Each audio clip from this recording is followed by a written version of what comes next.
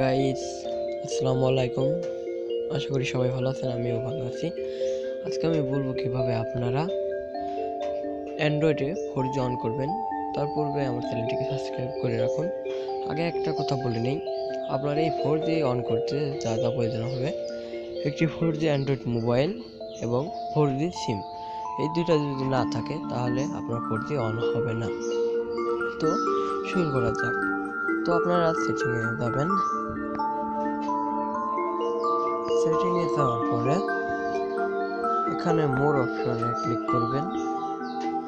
এখানে সেলুলার নেটওয়ার্কসে যাবেন।